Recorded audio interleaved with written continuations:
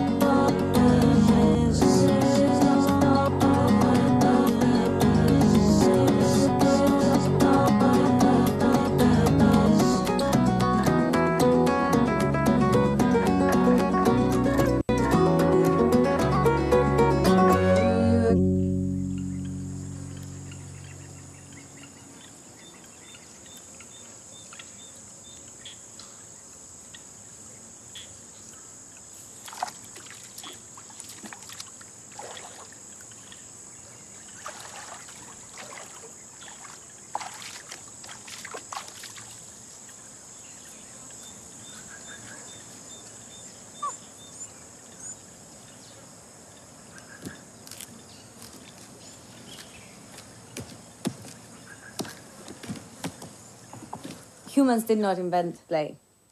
We only develop it and add new elements.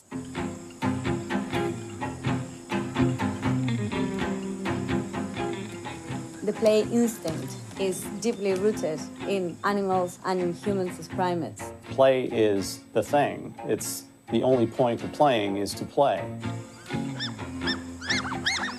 Play is the central paradox of evolution. It's a huge puzzle because evolution is supposed to be efficient. How did natural selection, which is supposed to always be making everything more functional and more efficient, produce this purposeless behavior that seems to be without function, seems to be pointless? It involves a tremendous expenditure of energy. Rats do it, mice do it, monkeys do it, meerkats do it. That it exists across these different species means that it's been naturally selected for. So it's important. As important as reproducing. What is it doing? In the 19th century, scientists thought that if a cat was playing at hunting, that they were practicing for an actual hunt. But we've learned over time that it's not that straightforward.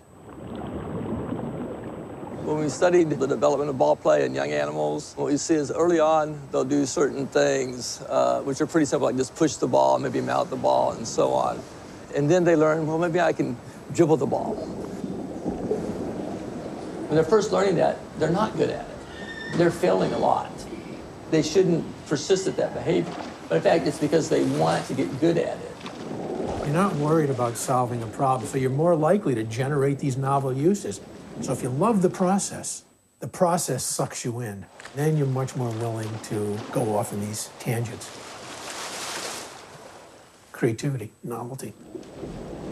It could be that flexibility is the key to what makes it adaptable to future situations and helping us to survive.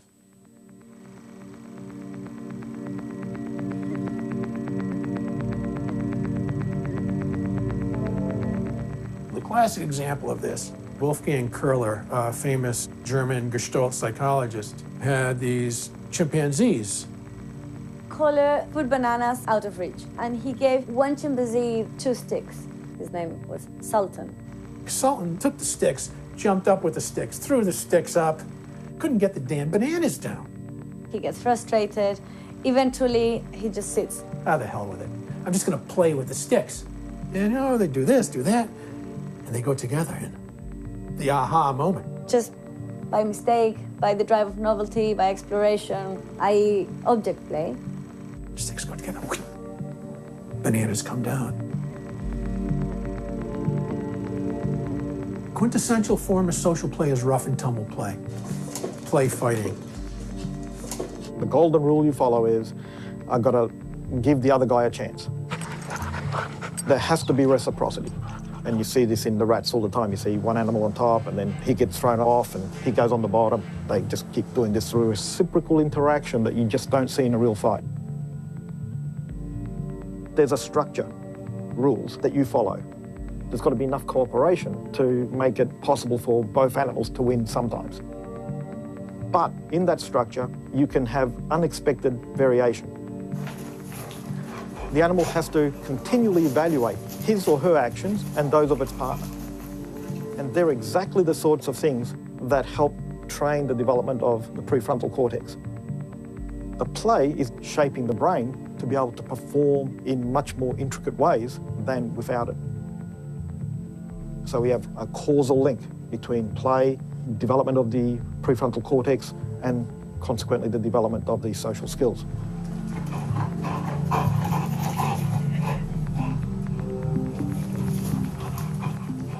There's increasing evidence that puts play at the center of some of the biggest evolutionary breakthroughs, sociality and empathy through rough and tumble play, tool use through object play. The moment you have creatures entering into a metaphorical relationship with objects, where a stone isn't just a stone, it's a tool, then you also have the possibility of other metaphorical relationships emerging. Gestures, signs, signals, the beginning of language.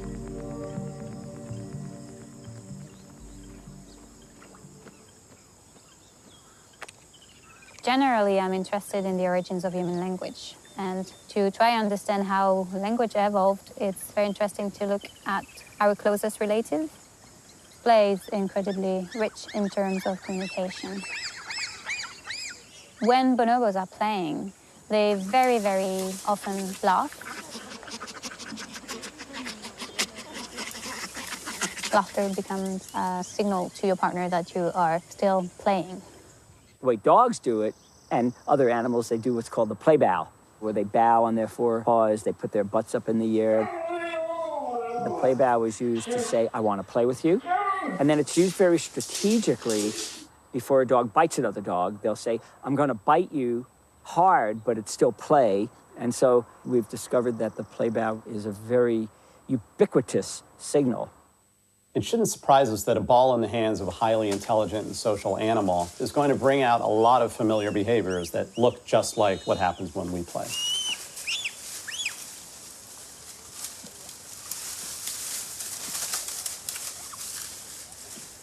But I think that behavior provides a clue as to why ball games are so important to us.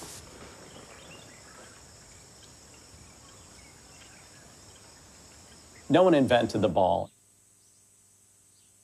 It had to come out of the natural world. Where do our predilection or fondness for roundness come from? Whether it's the sun and the moon or a pregnant woman's belly, these are things that we see from the youngest age. The sphere is really a form that we're drawn to in nature and are surrounded by. One thing we know for sure is that we're primates. Primates eat fruits. So much of our behavior really parallels or has relationship with the ape world. Food items, especially the highly caloric ones, tend to be round. Fruits, nuts, eggs, seeds, and stones. It's no coincidence that the ball evolved from these things that we depended upon for our existence. Between 1 and 2 million years ago, Many of our hominid ancestors lived around the Olduvai Gorge area. Archaeologists have found numerous stone artifacts and tools there. Of the spheres that were found, some of them were too large to hold in the hand, so don't seem to have been tools per se, but an object of interest. And they'd gathered these balls. Perhaps they'd made them. Maybe they'd found some, maybe they'd made others. Why? If some of these objects were not of practical use and were stemming more into the symbolic and perhaps artistic, it is in a way a stupid thing to do. It's risky. On the plains of Africa, struggling to survive, you've got drought, you've got floods, you've got lions around the corner. The fact that they were gathered into one place means that they must have had some kind of significance. It's quite possible our ancestors made no direct distinction between tools and metaphorical function. It can be at once a hammer and a breaker, and something beautiful and something playful. Were these objects of play? Were they one of the earliest forms of ball that we know of? In some of the games of folk football, that the myth of a severed head does play a role. I think it's clear that the game represents a battle between two teams, and there's a sense that having a sort of battle origin myth fits in with that. There's an old Arcadian tale about a young warrior called Sigurd, who went off to fight and kill an ancient and malevolent king called Tusker. Tusker was so described because he had protruding teeth.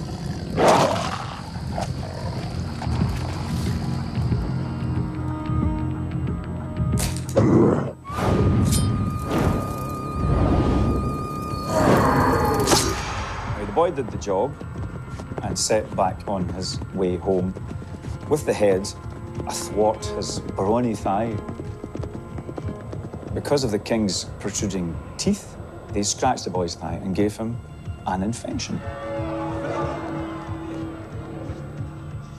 And as the boy was staggering in his infected state, the townsfolk were outraged that the king's snaggled tooth had caused the demise of such a brave and valiant young warrior. And in a state of collective rage, they then proceeded to kick the old king's head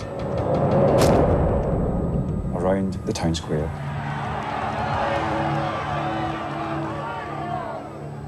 And thus is the explanation for the Kirkwall game of ball.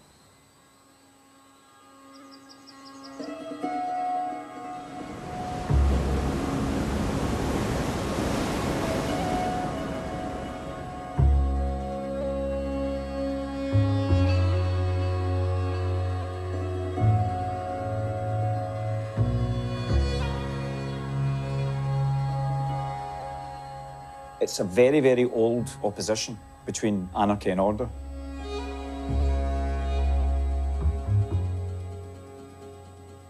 We think we're still allowed to go to war twice in a year. 300 guys there, focus on one object only. It's just the bar, that is it. It's a grand tradition of popular sovereignty, is the right to play any way you want to in the streets.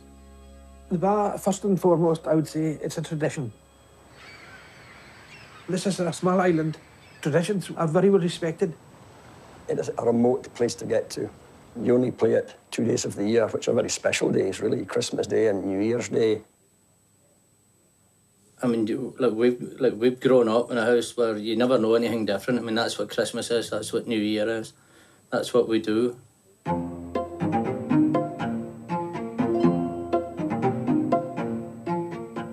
Within the city of Kirkwall, the town was divided between the uppies and the doonies by the Market Cross, which is in front of the cathedral.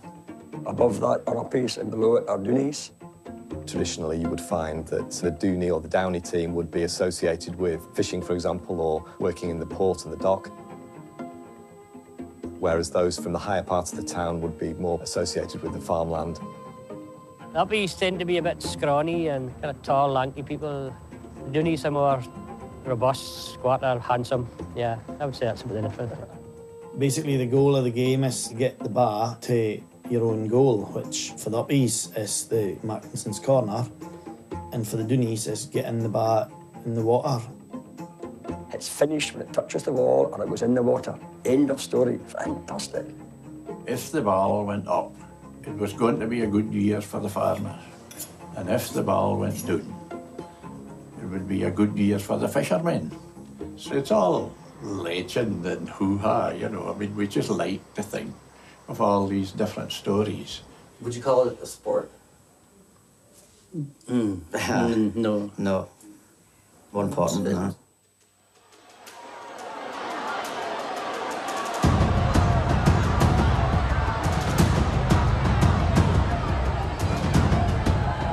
You don't care about your own bodily parts, and you're willing to break things over it. You don't care. It's just the bar.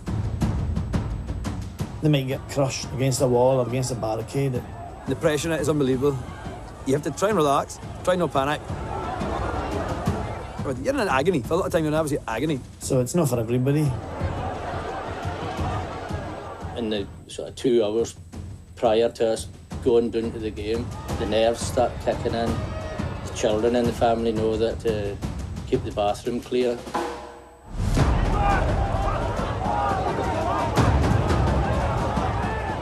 Can't plan the game. Nobody knows what's going to happen next. You have to get into a frame of mind where you're ready for all hell will break loose.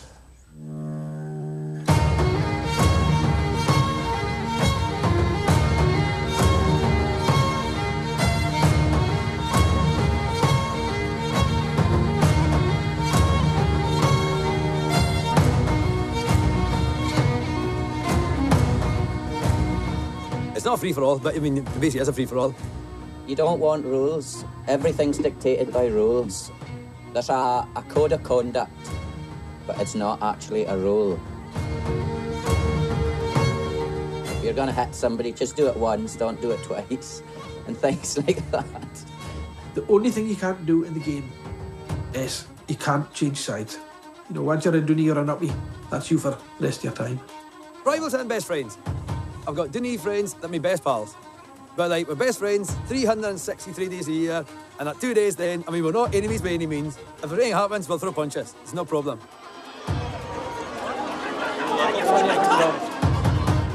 But that's the beauty with it. There's no malice, there's nobody bear a grudge after it. It's just the bar's the bar. The game is something you start as a kid, you come through the boys' game, you go into the men's game, you're learning the whole time, and your game develops.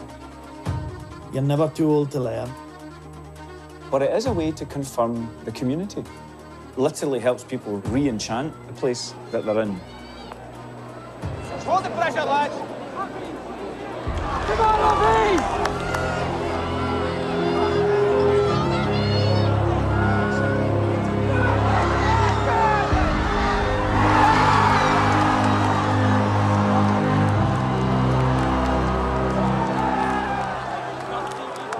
At the end of the bar, once one team is victorious, they still have to decide which of the men that's played that day gets to take home the ultimate trophy.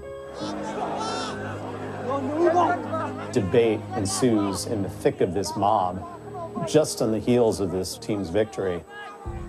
There's no process to say everybody has to agree on the winner. Some doesn't agree whatsoever. If the guy gets raced, you know, you can't take that away from him.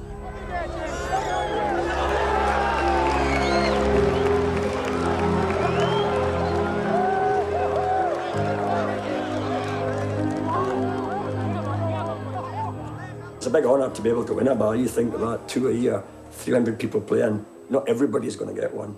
The bar is very treasure.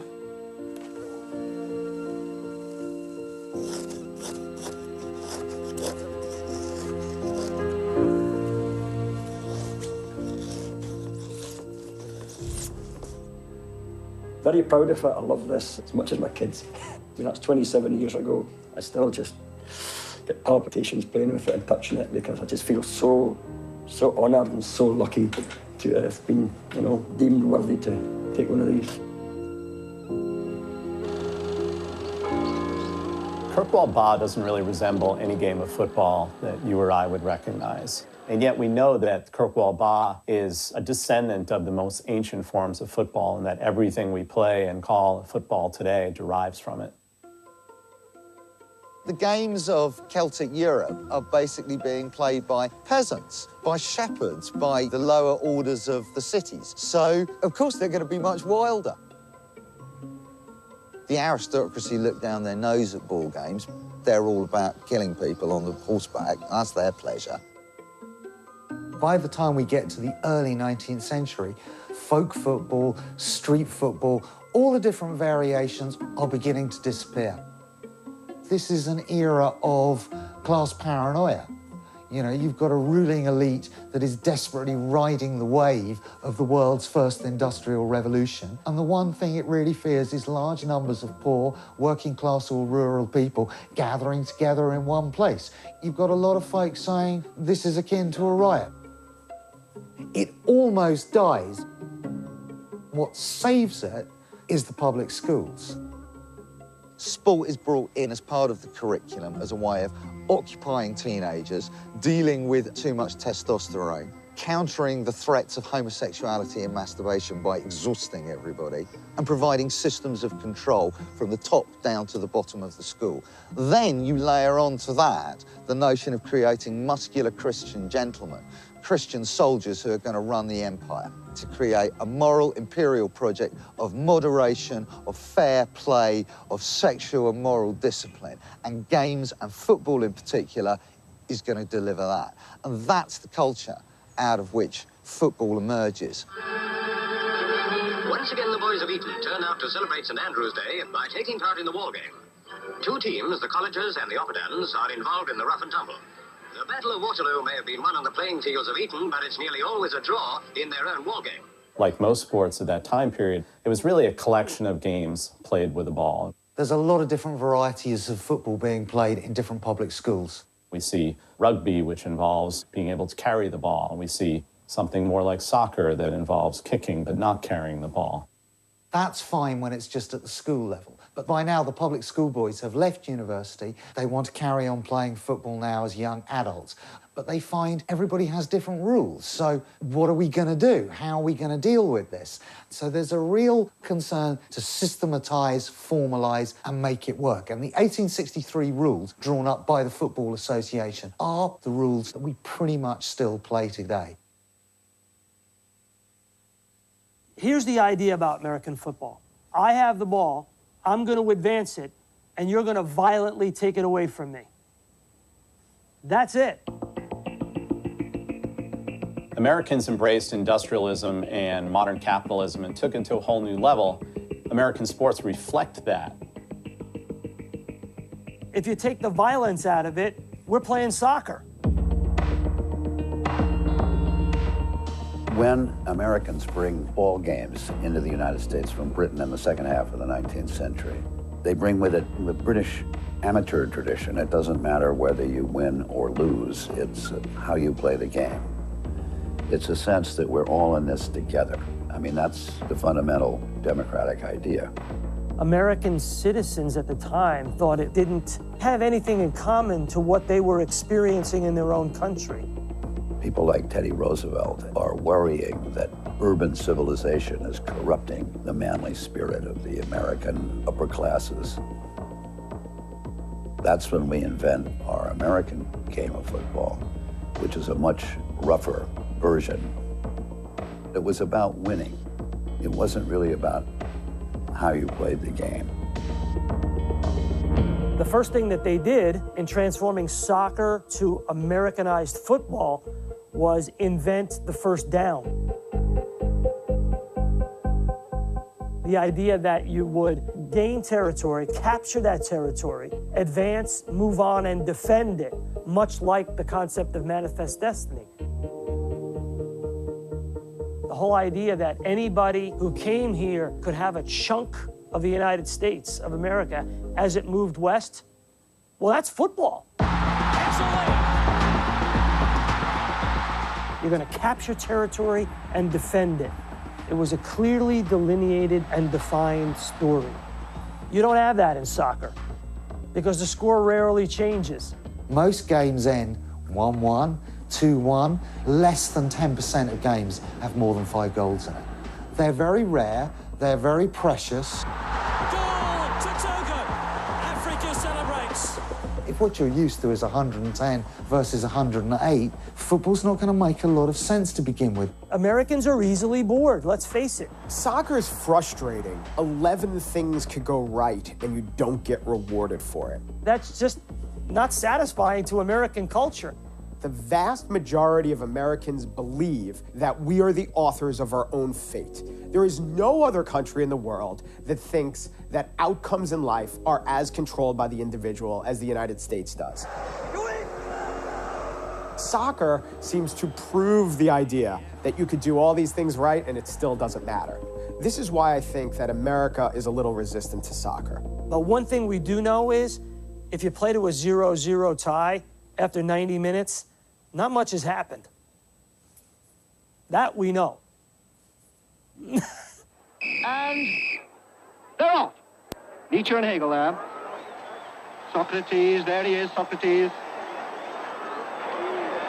There's the ball, there's the ball. We'll be bringing you back to this exciting contest in a moment. I do think the criticism of soccer that Americans make, that it's too low scoring, totally misses the point. If you know the sport, the amount of scoring doesn't really matter.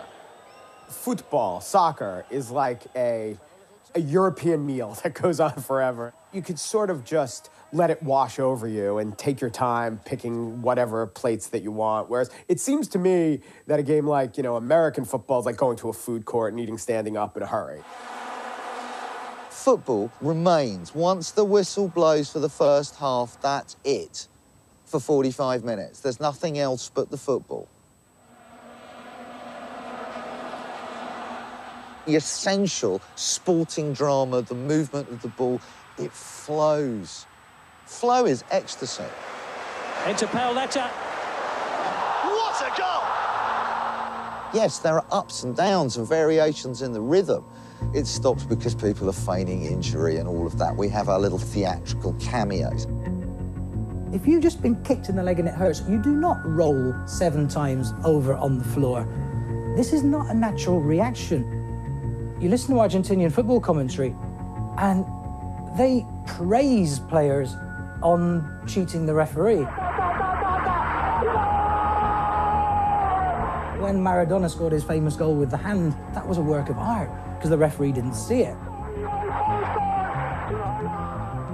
Football is the most extraordinary personal and public theatre of the emotions and the human soul.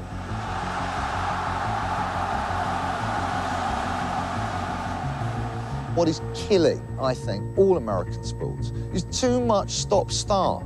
Today's First and 10 line brought to you by your local Toyota dealers. Because of the pathological demands of commercialisation, the game's been fragmented to the point where watching it is absolutely excruciating. Join us at halftime as we get out to this week's winner of the Honda Generators Tailgate Giveaway. The OT presented by Lowe's. KFC Plus football equals couch gating. And is served up by DQ, the home of fan food. The crowd is constantly being manipulated, engaged and bombarded in all of those things. No space to think. During the 3-hour broadcast of an NFL football game, the ball is in play for maybe 11 minutes. The rest of the program is advertising, replays and video segments, shots of the players standing around in a huddle or gathering at the line of scrimmage. Therefore, you have to have more and more special effects. But that's what happens when the game turns into a machine-made product.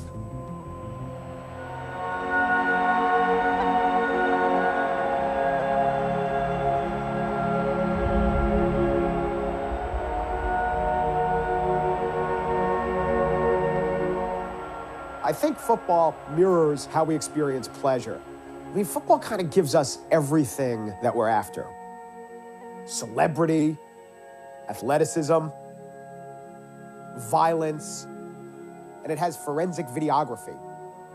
It's not just a receiver stretching out his hands and catching the ball by his fingertips. It's also that bit of knowledge that he could be creamed by a defensive back at any moment. So the danger plus the balletic expression is what makes football so exciting. It's impossible even to compare the thinking that goes on with football with any other sport. It's the most primal, but also the most cerebral and the most exalted. But you know, in this world of sports, people use larger institutions to explain the things that they can't explain. There is justice, there isn't justice. For 100 years as a Red Sox fan, you were pretty much like a Scottish Presbyterian, right? You knew that life was suffering. Well, maybe you're a bit of a Buddhist also, right? If you're a Yankees fan, you know, maybe that's like being an evangelical Christian, where there is a reward now and there's also a reward in the afterlife. Here at the University of Tennessee, the football games are a prime example of ritualized behavior, and in fact, it's often said here in Tennessee that football is the main religion. Well, certainly there are some people who claim they're not religious, and yet over 100,000 people come out to the games. They all wear the required regalia orange. Religion seeks to explain the inexplicable, and so does sports, you know? Professional footballers, the whole hierarchy is meaningless and nothing without the crowd. We're the chorus, we're the commentators. We provide the essential background and energy that gives it social meaning. Because until people invest cultural capital and their personal energies in the meaning of this thing, it's just a silly game with a ball and 22 people. It's tribalism at its most basic. You put on face paint, you dress like other members of the tribe, you identify yourself mostly by the geographic community. But of course, if you're someone from Cleveland who's now living in LA, your love of the Browns ties you to the city as much as anything else about Cleveland.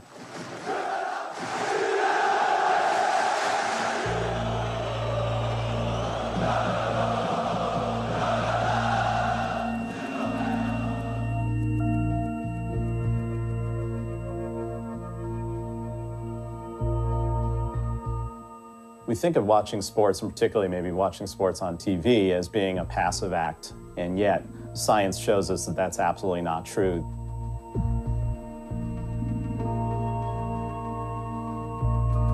Watching sport, it's almost like being part of the game. It's this mechanism in the brain makes us so into the game. Somebody who watches a player on TV kicking a ball, for example, the very same neurons that would fire in their brain if they were kicking the ball fire watching a player kick that ball. We call these cells mirror neurons because it kind of suggests that I'm almost watching my own action reflected by a mirror. We literally project ourselves in the game.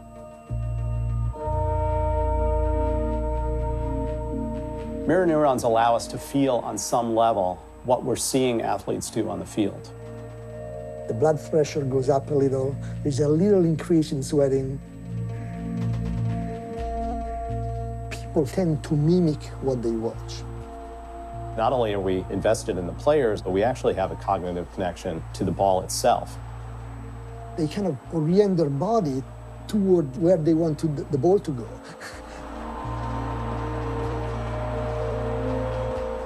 And in a way, show our desire to influence how the object moves. We are kind of one with the ball in this neurological sense. It's automatic, and it creates a connection between people.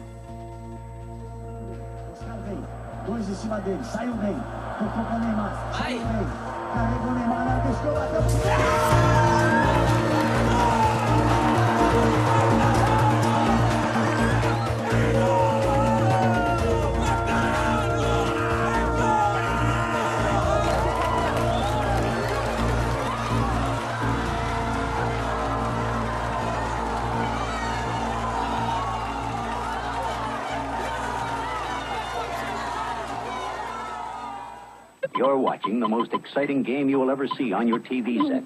Telstar by Coleco, with 3 different games. Telstar handball, tennis, hockey. All 3 at an exciting low price. The ball has pride of place in video games. The world's first commercially successful video game, Pong, was an almost platonic reduction of table tennis into two white bats and a square blob of ball bouncing potentially endlessly between them. And all the instructions it offered its users was one iconic phrase: avoid missing ball for high score. Play was the cutting edge of computer experience.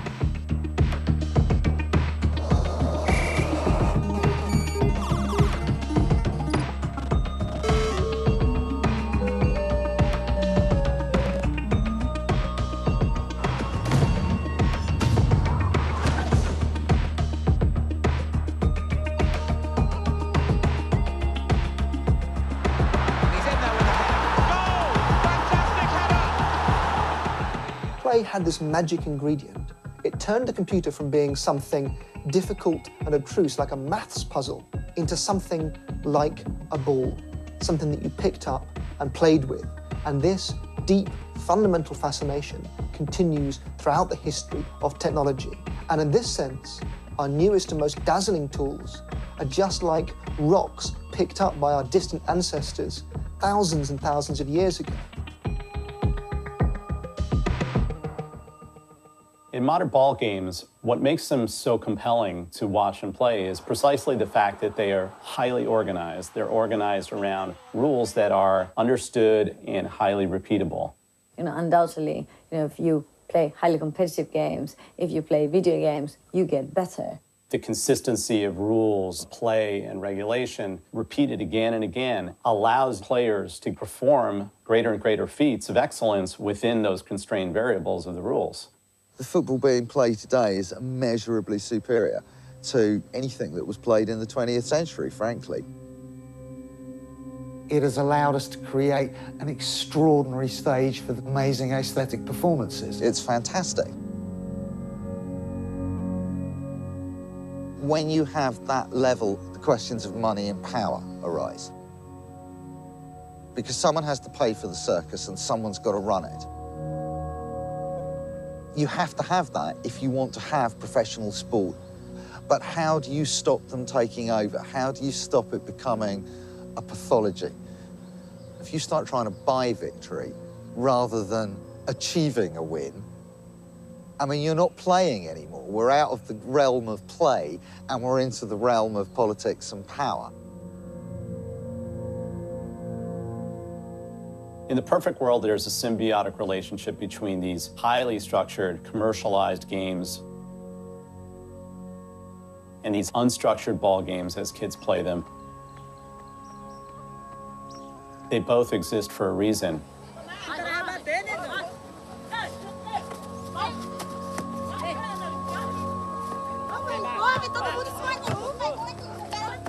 It's a spectrum. What's the right mix? What's a good balance? What's healthy? What works? What happens, unfortunately, is when one displaces the other, when those sandlot sports no longer exist. It's so impossible for modern commercialized spectaculars to replicate the innocence, the presence of play in its most basic forms. We have to ask ourselves, what's being lost in the process?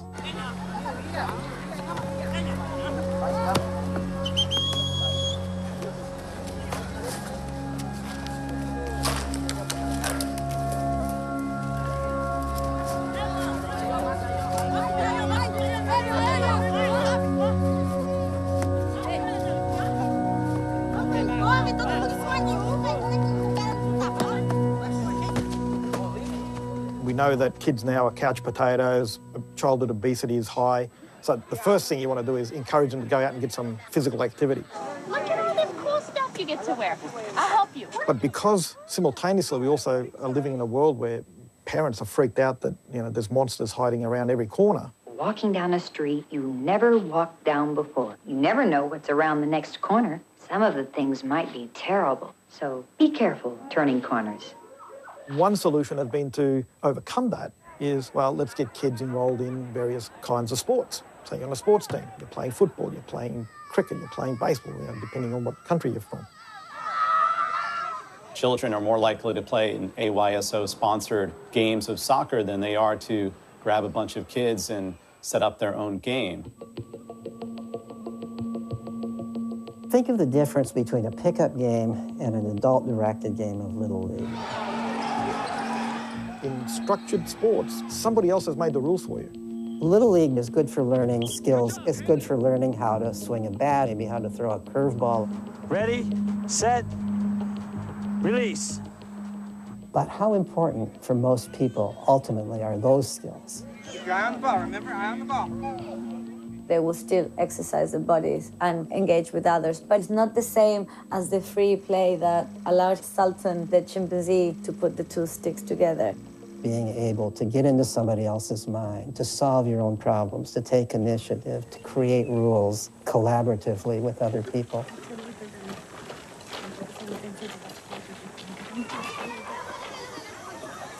These pickup ball games or sandlot sports are based upon sports that we know, but the rules are innovated and tailored in the moment of play to reflect the specific needs of this community or this group of kids or that group of kids. The kids have to create the rules because they're playing on whatever ground they're playing on. It's not a real baseball diamond. You have to set a rule that you can't hit it where it's going to possibly break a window. You can't go running out into the street. There's all this negotiation, understanding, figuring things out. What's the game we're going to play? What rules are we going to follow? What are the consequences if you don't follow them? How many times is somebody allowed to break a rule before they're excluded from the game, right? The kids have to decide that. All of which are extremely important skills for all of life. There's no substitute for that kind of process where the kids are not only getting the physical exercise, but they're actually getting the brain training to actually design a social world that they can now negotiate.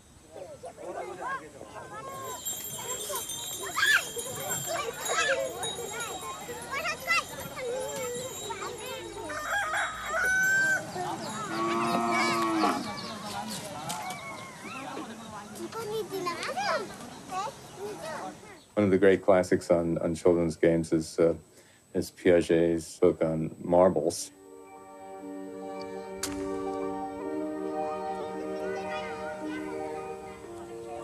It's about how children's moral development occurs while playing marbles. Showing how they develop a sense of fairness, sense of competitiveness within rules. With adults around, they see the rules as sort of something that comes down to them on the basis of authority. It's as if the rules are God-given. They get a little older and they start thinking, well, wait a second, we can make the rules different if we want to. They are realizing that if it's not fun and fair, you can change the rule.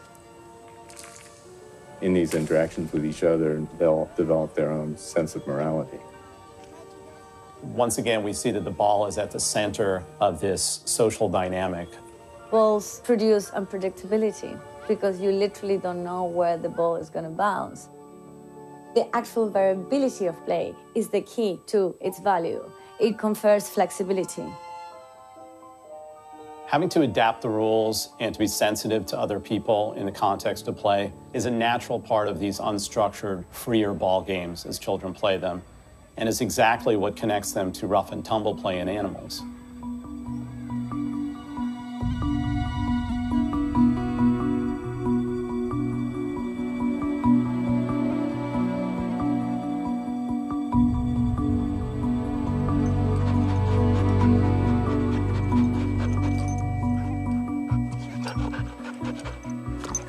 I look at a ball as being equivalent to like a social catalyst. It gets animals to play with one another, interact with one another. Play is about a relationship between risk and security. The name of the game and what we inherit from other animals is that play is risky. But they don't get hurt that much because you've got the rules that don't allow them to bite another animal or kick another animal or slam into another animal too hard. Watch a kid begin to have to share, or a kid that punches another kid too hard and the other kid cries, or a kid pushes another kid down and that kid is all bent out of shape. And then you yourself get pushed down or punched hard. You begin to have a sense of what it's like to be the other. It's my ball! We have to rehearse the dark stuff and the violent stuff as much as we rehearse the sociable stuff. And when you don't get to play like that from within yourself, when you don't make some mistakes, you're really devoid of a kind of an internalized sense of what it is to have empathy. Children that haven't had lots of play, they are the ones that are more likely to be violent criminals. They simply do not understand what's happening in other people's minds. Maybe they don't care as much. By denying kids that free play, that social free play in particular, what we're denying them is the opportunity to really push their frontal cortices to the maximum of their ability. And it's just going to have devastating effects on interpersonal interactions and communication. And I think we're actually doing the exact opposite of what we should be doing. You begin to see this is really pretty important to being fully human.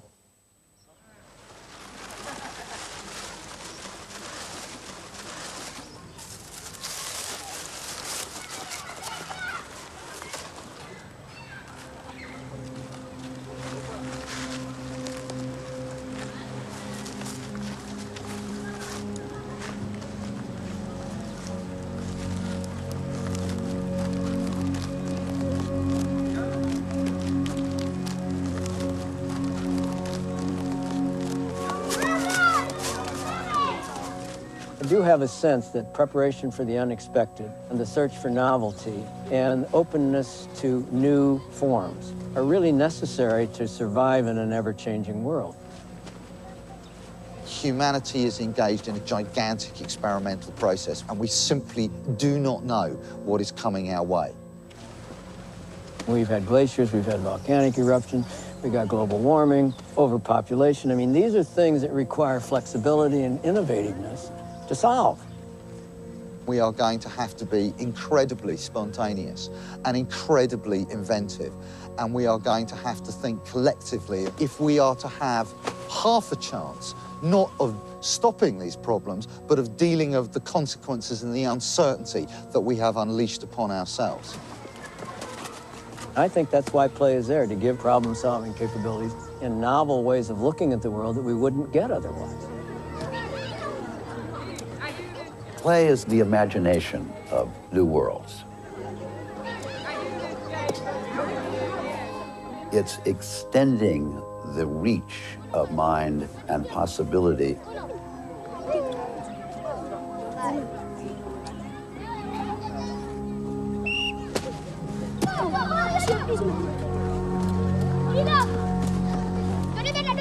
We will come up with some idea to rescue us. That's where it'll come out of.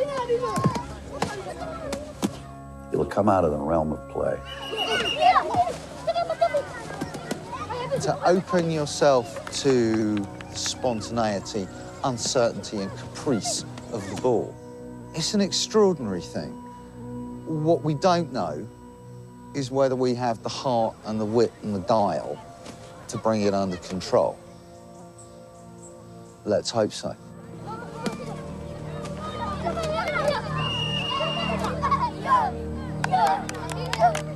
There are worse ways of exploring it than watching people play a game of football.